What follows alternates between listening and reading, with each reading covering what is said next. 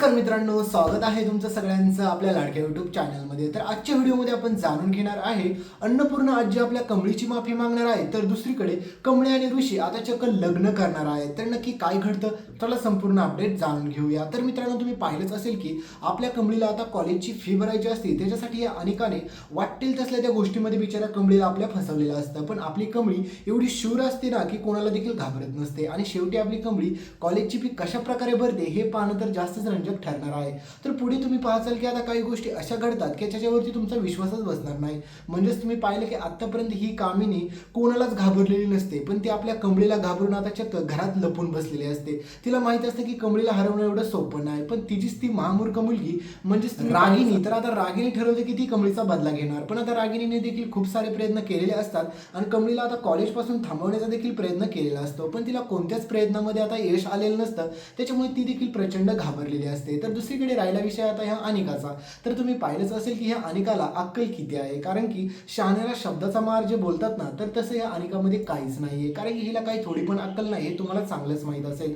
तर दुसरीकडे आता कहाणीमध्ये प्लॉट ट्विस्ट असा येतो की कमळीने ज्या प्रकारे रस्त्यावरती जाऊन सगळ्यांना पाण्याच्या बाटल्या विकल्या, ह्या गोष्टीमुळे मात्र आता नयनतारा प्रचंड चिडलेली असते आणि ऋषीला सांगते की बरं झालं त्या कमळीचा पर्दाफाश लवकरच झाला, नाहीतर तुला असल्या भिकाऱ्या मुलीसोबत लग्न करावं लागलं असतं। पण बिचाऱ्या ऋषीचा स्वाभिमान एवढा चांगला असतो की ऋषी ठरवतो की कमळीने रस्त्यावरती बाटल्या विकू दे, नाहीतर भीक मागू दे, तरी पण मी लग्न करेल तर फक्त कमळीसोबतच करेल, नाहीतर मला दुसरं कोणासोबत देखील लग्न करायचं नाही। तर हे सगळं ऐकल्याच्या नंतर आता नयनतारा चिडणार हे साहजिकच आहे, तुम्हाला माहितीच आहे तिचा स्वभाव। पण आता ऋषी तरी देखील नयनताराला एक सांगत असतो की हे बघ आई, कारण की मी तुझ्या सगळ्या गोष्टी ऐकल्या, पण मी आता हे ऐकून घेणार नाही, कारण की मी लग्न करेल तर फक्त कमळीसोबतच। पण हे सगळं ऐकल्याच्या नंतर तो रोहित, माहिती ना तुम्हाला, बेंडो, कारण की तो देखील म्हणतो की मी माझ्या स्वतःच्या डोळ्यांनी पाहिले कमळी रस्त्यावरती बॉटल विकत होती, आणि हे सगळं झाल्याच्या नंतर ऋषी म्हणतो की ती कशी पण असू दे, पण मला ती आवडते, हेच माझ्यासाठी सर्व काय आहे। पण मित्रांनो, आपल्या ऋषीने ठरवलेलं असतं की काही जरी झालं ना तर तो लग्न करणार ते फक्त आणि फक्त आपल्या कमळीसोबतच।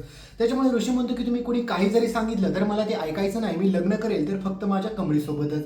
पण आता ऋषीचं हे सगळं बोलणं ऐकून मात्र नयनताराला प्रचंड राग येतो आणि नयनतारा ठरवते की ऋषीसाठी लवकरात लवकर दुसरी मुलगी बघायची आणि तिच्यासोबत आपल्या ऋषीचं लग्न लावून द्यायचं, म्हणजेच ऋषीच्या मनाचा थोडा पण विचार करायचा नाही, ह्या नयनताराने ठरवलेलं असतं। तर आता त्या महामूर्ख अनिकाने आपल्या कमळीला कॉलेजची फी भरता यावी नाही यासाठी मात्र तिला आता काही गुंडांना पैसे देऊन तिला आता खोलीमध्ये बंद केलेलं असतं, आणि एकदा का कॉलेजचा टायमिंग ऑफ झाला त्याच्यानंतर मग कमळी आपली पैसे भरू शकत नाही आणि त्याच्यानंतर आपल्या कमळीला त्या कॉलेजमध्ये येताच येणार नाही, हे सगळं अनिकाला वाटत असतं। त्याच्यानंतर अनिका ठरवते की त्या निंगीला आणि त्या कमळीला दोघींना देखील मी गावाकडे असं हकलून देईन। पण त्यांनी हा विचार कधीच केला नसेल की कमळीच्या मदतीला ऋषी सर कायम धावून येतात। त्याच्यामुळे कमळी कोणत्या जरी संकटात अडकली तरी ऋषी सर त्या ठिकाणी जाणार आहेत आणि आपल्या कमळीला त्या संकटातून वाचवणार देखील आहेत। तर दुसरीकडे मित्रांनो, आता सगळ्यात मोठा कहाणीत प्लॉट ट्विस्ट तेव्हाच येतो कारण की आपल्या कमळीला त्या शाळेच्या पेक्षा जास्त चिंता असते, ती म्हणजे आपल्या अन्नपूर्णा आजींची। कारण की कमळीला वाटते की मी त्यांना फसवलंय असं सगळ्यांना वाटतंय ना, तर आता मला लवकरात लवकर त्यांना जाऊन खरं सत्य देखील सांगायचं आहे आणि त्यांची माफी देखील मागायची आहे। पण आपल्या कमळीला बिचाऱ्या माफ करतील का नाही हेच पाहणं सगळ्यात मोठं रंजक ठरणार आहे, कारण की तुम्हाला माहितीच आहे आपल्या कमळीच्या काही ठिकाणी पाहायला गेलं तर काहीच चुका नव्हत्या, पण तरी देखील बिचारीला किती काय काय सहन करावं लागलेलं असतं। आणि ह्या सगळ्या गोष्टीला जबाबदार कोण आहे तुम्हाला माहिती आहे का? कारण की आज आपल्या कमळीवरती जी वेळ आलेली आहे ना, या सगळ्या गोष्टीला जबाबदार आहे फक्त आणि फक्त आपली गौरी म्हणजे सरू। कारण की हिने जर वेळेतच राजनला सत्य सांगितलं असतं की राजन हे बघ बाबा, कमळी तुझीच मुलगी आहे, पण तिला आता कामिनीपासून रागिनीपासून धोका आहे, त्याच्यामुळे मी तिचं सत्य कोणालाच सांगू शकत नव्हती। आणि हे सत्य जर आता राजनला कळालं असतं तर राजनने कसल्याही परिस्थितीत कमळीच्या केसाला पण धक्का लागून दिला नसता। पण ह्या गौरीने जो काही मूर्खपणा केला तुम्ही पाहिलंच की आपल्या राजांना सत्य नाही सांगितलं, त्या एका गोष्टीमुळे मात्र आता आपल्या कमळीला हे सगळं सहन करावं लागत असतं। तर दुसरीकडे ती कामिनी तर आता बदला घेण्यासाठी तयारच बसलेली असते, कारण की सगळ्यात मोठी तिच्या आयुष्यातील हार जी असते ना ती आपल्या कमळीने तिला दिली।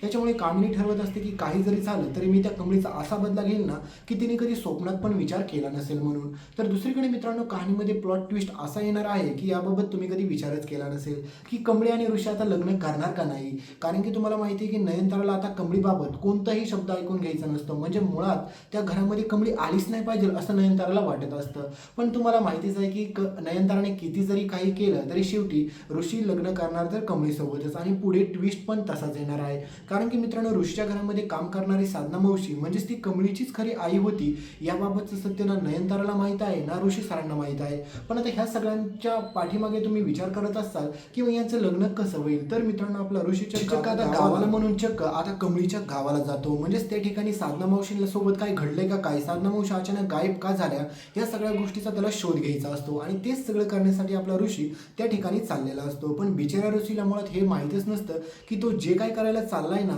हे सगळं गेल्याच्या नंतर त्याच्यासमोर एवढं भयानक सत्य येईल ना की कधी त्याने त्याचा स्वप्नात पण विचार केला नसेल. म्हणजेच बिचाऱ्या ऋषीला माहीतच नसतं मुळात की त्याचं ज्या मुलीवरती प्रेम आहे तिची खरी आई म्हणजेच जी कोणी आहे कमळीची खरी आई याबाबत ऋषीला काहीच सत्य माहीत नसतं. तर त्याला तिथे गेल्याच्या नंतर कळतं की कमळीची खरी आई म्हणजे तीच आहे जी आमच्या घरामध्ये साधना मावशी म्हणून काम करत होती. तर ऋषीला पहिला प्रश्न हा पडतो की साधना मावशी मग अशा लपून का राहत होत्या, त्या आमच्या घरामध्ये काम का करत होत्या. ह्या सगळ्या प्रश्नांची उत्तर आपल्या ऋषीला हवी असतात. त्याच्यासाठी ऋषी म्हणतो की यांच्यावरती आपण लक्ष ठेवलं पाहिजे कारण की काय ना काय एवढं मोठं सत्य आहे की ते आपल्याला अजूनपर्यंत माहीत नाही. तर दुसरीकडे बिचारा कमळीला आता त्या कॉलेजमध्ये फायनली ॲडमिशन देखील भेटतं आणि कमळीची कॉलेजची फी देखील भरली जाते. तर मित्रांनो आता अन्नपूर्णा आजी आपल्या कमळीची माफी मागणार आहेत. म्हणजेच मित्रांनो अन्नपूर्णा आजींनी रागारागामध्ये आपल्या राजांच्या आणि कमळीच्या कानाखाली मारली होती हे तुम्ही पाहिलंच असेल. पण त्यावेळेस मात्र अन्नपूर्णा आजींचा राग शांत झाल्याच्या नंतर त्यांना देखील वाईट वाटतं की कमळीसोबत आपण असं वागायला नको हवं होतं. भले ती माझी खरी नात नाही म्हणून मी माझी सगळी स्वप्न तर तिच्यावरती लादू शकत नव्हते ना, तरी देखील त्या मुलीने माझी एवढी काळजी घेतली हे सगळं मी जाणून घ्यायचं सोडून उलट मी तिच्या कानाखाली मारली हे खूप चुकीचं केलं. त्याच्यामुळे अन्नपूर्णा आजी म्हणतात की आपण कमळीची माफी मागूया. पण मित्रांनो कहाणीमध्ये पुढे ट्विस्टच एवढा भयानक येतो की आपल्या ऋषीला कमळीच्या आईबाबत म्हणजेच आपल्या सरूबाबत सगळ्यात भयानक पुरावा सापडतो. म्हणजेच ऋषीला कळतं की आमच्या घरामध्ये काम करणारी साधना मावशी आणि कमळीची आई एकच आहेत म्हणून. त्याच्यानंतर मग आता ऋषी ठरवतो की हे सत्य कोणाला विसरू मी, कारण की ऋषी आता कमळीला विचारतो की कमळी मला सांग तुझी आई कधी मुंबईला आलती का. तर त्यावेळेस मात्र कमळी म्हणते की नाही माझी आई कशाला मुंबईला येईल, माझी आई कधी मुंबईला आलीच नव्हती. तर ऋषी आता बंड्याला देखील विचारतो आणि म्हणतो की का तुला असं काय माहिती आहे का बंड्या. तर बंड्या ठरवतो की आता ऋषी भाऊंना मी सत्य सांगू का नको, कारण की तुम्हाला माहितीच आहे की जर ऋषी सरांना सत्य समजलं तर सगळ्यात मोठा प्रॉब्लेम होईल हे बंड्याला देखील माहीत असतं. त्याच्यामुळे बंड्या म्हणतो की मला आता काही जरी झालं तरी आमच्या तुम्हाला माहितीच आहे की गौरीने म्हणजे सरूने शब्द दिलेला असतो सरू काकीने की कोणाला देखील तू सत्य सांगणार. तर बंड्या म्हणतो की काही जरी झालं तरी हे सत्य मी कोणालाच सांगू शकत नाही. तर फायनली आता ऋषीला एवढा भयानक पुरावा सापडतो की गौरी म्हणजे साधना मावशी त्यांच्या घरामध्ये काम करणारी ती खरी राजांची बायको आहे आणि ती ह्या जगात जिवंत आहे हे कळाल्याच्या नंतर तीच कमळीची आहे हे देखील कळतं सगळं काय आपल्या आता तुम्हाला पुढे पाहायलाच भेटेल की ऋषीला. आणि ऋषीला हे सगळं सत्य समजल्याच्या नंतर ऋषी म्हणतो की एवढं मोठं सत्य तर कमळीला माहीत पण नसेल, तर मला असं काहीतरी करावं लागेल की तिला लवकरात लवकर हे सगळे सत्य जाऊन मी सांगतो. पण बिचाऱ्या ऋषीला हे कुठं माहीत आहे की पुढे तो जे काही सत्य सांगणार आहे ना त्याच्यामुळे सगळ्यात मोठा भडका होणार आहे. म्हणजेच मित्रांनो एकीकडे ऋषीला आपल्या कमळीसोबत लग्न करायचं असतं ते तर पॉसिबल 100% होणारच आहे.